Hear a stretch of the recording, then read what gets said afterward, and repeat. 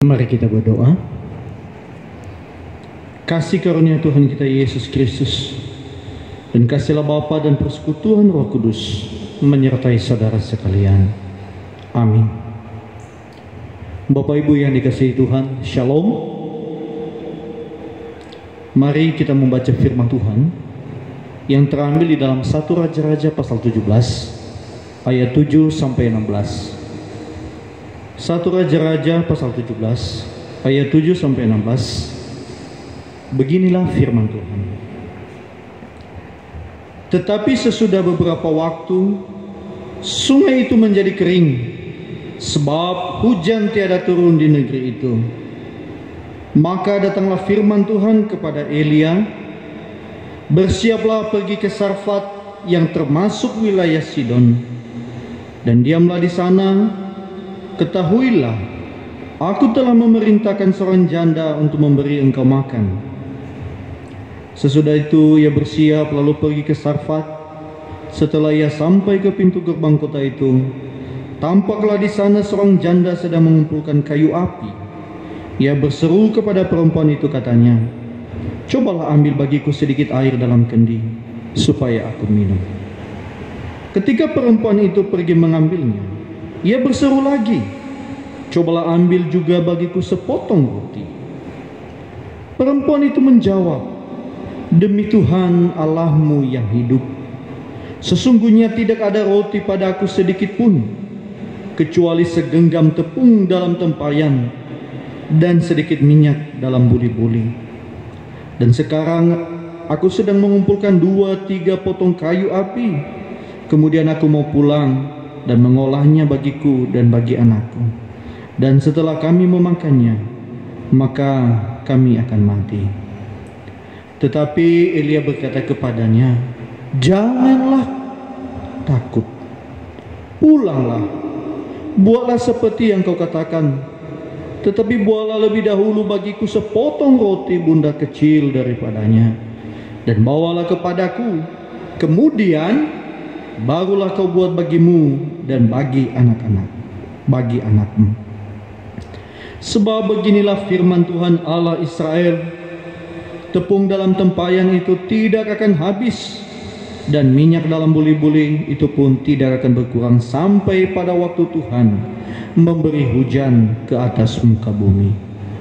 Lalu pergilah perempuan itu dan berbuat seperti yang dikatakan Elia. Maka perempuan itu dan dia serta anak perempuan itu mendapat makanan beberapa waktu lamanya. Tepung dalam tempayan itu tidak habis, dan minyak dalam buli-buli itu tidak berkurang, seperti firman Tuhan yang diucapkannya dengan perantaraan Elia. Demikian firman Tuhan yang kita renungkan. Mari kita berdoa. Terpujilah namamu ya Allah, yang kami sembah dalam Kristus Yesus, yang karena kasih-Mu Tuhan kami ada sebagaimana adanya saat ini beribadah di hadapan-Mu, walaupun di rumah kami masing-masing.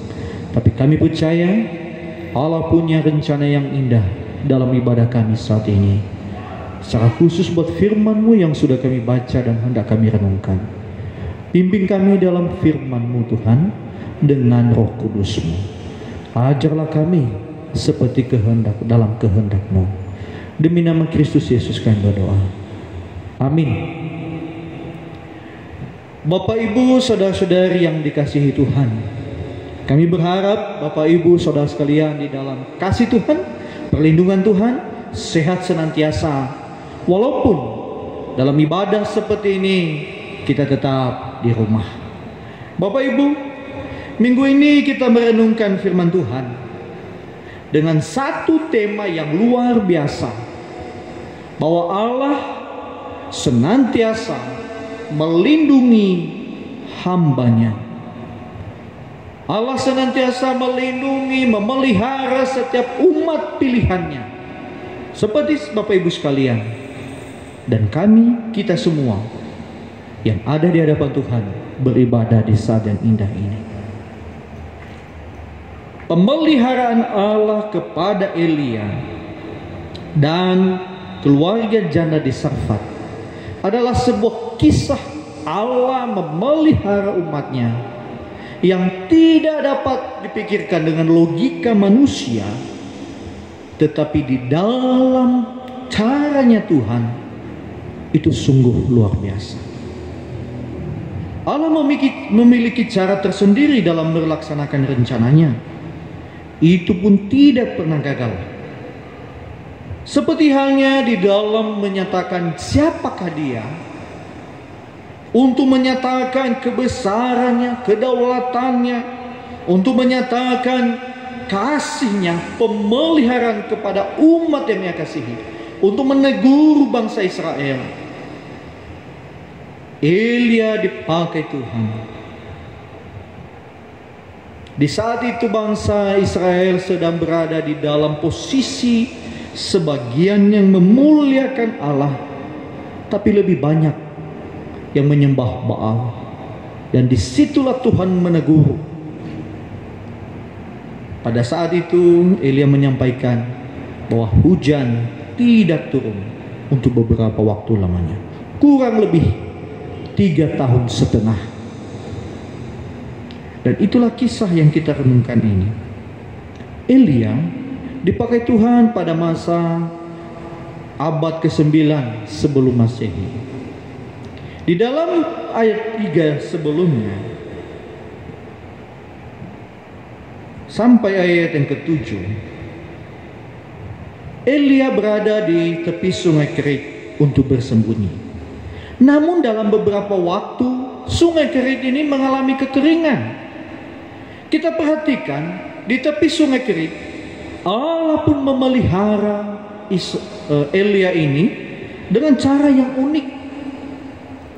Allah mengutus burung-burung gagak untuk membawa roti di pagi hari dan petang. Itu hal yang luar biasa. Dan ketika kekeringan, sungai Kerit itu kering, Allah pun masih mengingat hambanya. Elia disuruh keluar meninggalkan sungai Kerit untuk menjumpai seorang janda di Sarfat. Dan itu yang kita renungkan. Dalam bacaan kita ada 3 hal yang perlu kita perhatikan bersama-sama. Yang pertama, pemeliharaan Allah terhadap hambanya. Yang kedua, berkat Tuhan tiada berhenti. Yang ketiga, bertindak tanpa bersungut-sungut dan siap melakukan apa yang diperintahkan Tuhan. Yang pertama, pemeliharaan Allah terhadap hambanya. Seperti yang kami sampaikan tadi, bagaimana Allah memelihara Elia di sungai Kerit. Setelah selesai tahap pertama ini, Elia pun masih dipelihara Tuhan, memakai janda di Sarfat. Di situ pembicaraan kita perhatikan bahwa karena sudah kering sungai Kerit, maka ia pergi.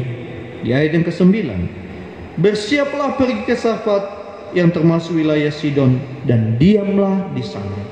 Ketahuilah, aku telah memerintahkan seorang janda untuk memberi engkau makan.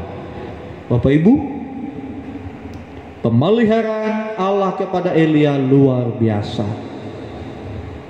Dalam bagian ini kita menemukan bahwa Elia tidak menggerutu. Ia tunduk. Ketika ia pergi ke sungai Kerit, ia tunduk. Ia mengikuti, ia menaati. Ketika selesai masa dia bersembunyi di tepi sungai Kerit, ia kembali tunduk ketika Allah menyuruh dia meninggalkan itu dan menemui seorang janda di Sarfat. Bagaimana perjumpaan mereka? Kita perhatikan. Ketika ia sudah mempersiapkan diri, ia bertemu dengan seorang janda yang sedang mengumpulkan kayu api. Ia meminta kepada wanita itu, "Cobalah ambil bagiku sedikit air dalam kendi, supaya aku minum." Wanita itu pun mengikutinya. Tapi ketika hendak mengambil air, ia melanjutkan permintaan yang kedua, "Cobalah ambil juga bagiku sepotong roti." Bapak Ibu, wanita ini walaupun ia seorang janda, ia menunaikan tugas untuk mengasihi hamba Tuhan, abdi Allah. Tapi di bagian yang kedua ini, wanita ini sangat berat hati untuk melakukannya. Ia bukan menolak dalam hati tidak mau melakukannya, tetapi keadaan yang membuat dia tidak mampu melakukan.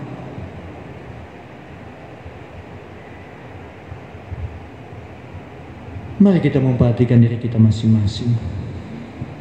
Terkadang malah ada yang mampu tetapi tidak mau melakukan. Tetapi di bagian ini, ia tidak memiliki apa-apa selain segenggam tepung yang masih ada dalam tempayan dan sedikit minyak dalam buli-buli. Itu yang membuat dia sedih. Seperti pada bagian yang kedua, itu berkat Tuhan tiada pernah berhenti. Ketika wanita ini menjawab, demi Tuhan Allahmu yang hidup, sesungguhnya tidak ada roti padaku sedikit pun. Ayat 12 ini menunjukkan kepada kita bahwa janda ini mengenal Elia sebagai abdi Allah. Tetapi ia sangat sedih bahwa benar-benar ia tidak memiliki apa-apa. Ia jujur menyatakan apa yang ia miliki. Dan itu adalah sebuah pernyataan yang luar biasa, Bapak Ibu. Ketika ia jujur menyatakan bahwa ia memiliki hanya sedikit tepung dalam tempayan, sedikit minyak dalam buli-buli, dan ia akan mengolah menjadi roti, dan setelah itu mereka akan mati. Mengapa hal ini terjadi? Karena kekeringan yang luar biasa di tanah Israel, bahkan seperti dalam firman Tuhan dikatakan di muka bumi. Bapak Ibu, Elia tidak memarahinya, tetapi Elia malah memberikan penghiburan yang luar biasa kepada wanita ini. Ia menyatakan di ayat 13, janganlah takut. Dalam terjemahan lain yang memakai kata jangan khawatir. Dalam bahasa Nias, beibusi dede. Tetapi ketika Elia mengatakan ini, bukan berarti ia memiliki sesuatu pengharapan secara manusia bahwa ia bisa menyediakan makanan kepada wanita ini. Tidak. Ia mau menyatakan bagaimana Allah akan bertindak kepada wanita ini dan putranya dan juga terhadap dirinya. Yang penting yang pertama adalah ketaatan. Ketika Elia mau menyatakan kepadanya, pulanglah, buahlah seperti yang kau katakan, tetapi buahlah lebih dahulu bagiku sepotong roti bundar kecil daripadanya, dan kau buat bagimu dan bagi anakmu juga. Bapak Ibu, dari yang tidak bisa atau mustahil, Allah bertindak. Bahkan ada janji Tuhan di ayat 14,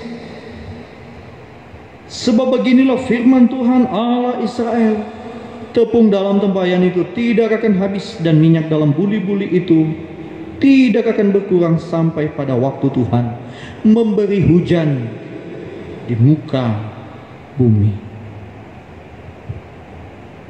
Ke atas permukaan bumi hujan itu tidak ada. Kurang lebih 3,5 tahun kelaparan akibat kekeringan yang berkepanjangan, dan mereka mengalaminya. Tapi Tuhan tetap memelihara wanita ini, dan secara khusus Elia. Sesungguhnya janda ini adalah alat bagi Tuhan untuk memelihara Elia. Janda ini tidak diperhatikan, tidak ada namanya di hadapan orang banyak. Bukan wanita terkenal, bukan kaya raya, ia miskin, ia tidak membeli apa-apa. tetapi Allah memakai dia. Saya dan saudara pun demikian. Allah tidak melihat kita dengan kemewahan atau apapun, tapi hati kita menjadi standar di hadapan Allah untuk dia pakai dalam pelayanannya. Standar yang kami maksud adalah sesungguhnya ia sendiri memakai kita, bukan karena kita menawarkan diri kita, tapi karena Tuhan memang memilih saya dan saudara untuk dipakainya. Dia tahu kita mampu. Bapak Ibu yang dikasihi Tuhan, janda ini menuruti, membuat roti bagi Elia dan juga bagi mereka. Ia memegang teguh janji Tuhan yang sudah difirmankan oleh Elia. Poin yang ketiga, bertindak tanpa bersungut-sungut dan siap melakukan apa yang diperintahkan Tuhan. Ketaatan janda ini menjadi peringatan bagi kita semua hingga saat ini untuk tidak bersungut-sungut di dalam pelayanan, dalam kehidupan kita menuruti kehendak Tuhan. Tidak bimbang, tapi ia percaya.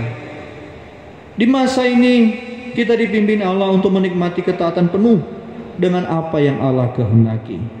Jangan seperti bangsa Israel dulu.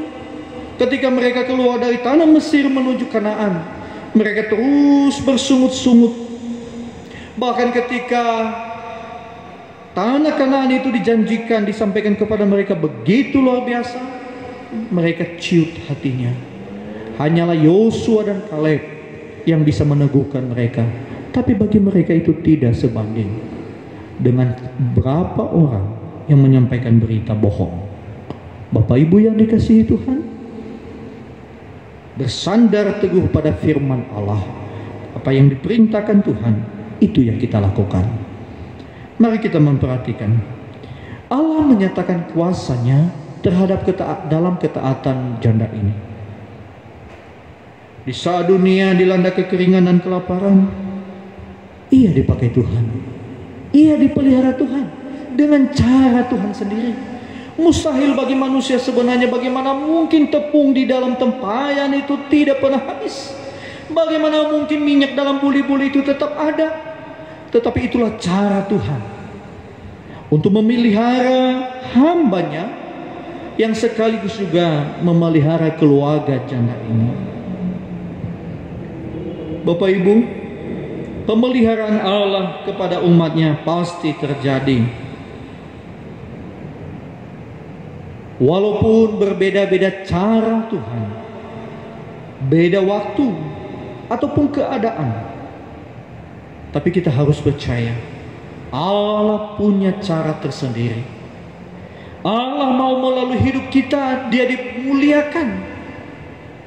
Allah mau kita hidup di dalam ketaatan kita. Mari kita mengoreksi diri kita. Sejauh mana kita sudah benar-benar memiliki motivasi yang benar dalam beribadah, dalam bekerja, dalam melayani, bahkan terhadap hamba Tuhan. Tetap mengakui dia sebagai hamba Tuhan atau manusia biasa yang memiliki jabatan dalam pelayanan saja. Ingat, hamba Tuhan dipakai oleh Tuhan untuk hidup kita juga, menyampaikan pesan Tuhan kepada saya, kepada saudara, dan siapapun untuk menyatakan kebesarannya. Allah memiliki cara tersendiri untuk mencapai rencananya ini,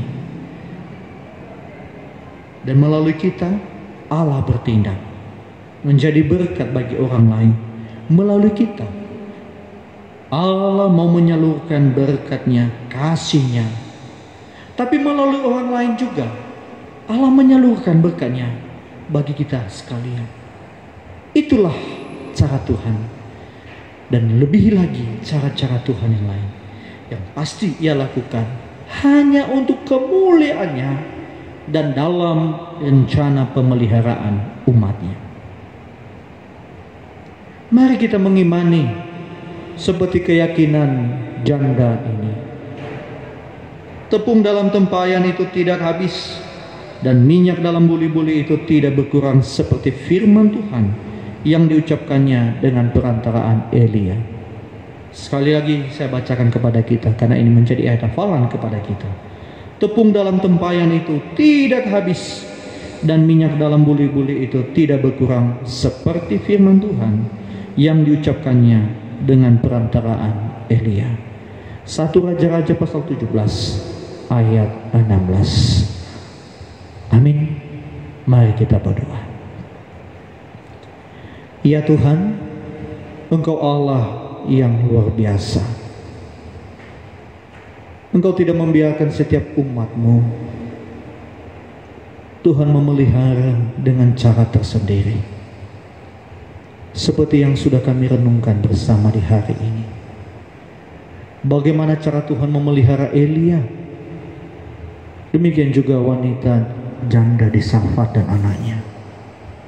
Kami percaya hal itu masih bisa terjadi dengan caranya Tuhan, baik saat ini maupun di masa depan.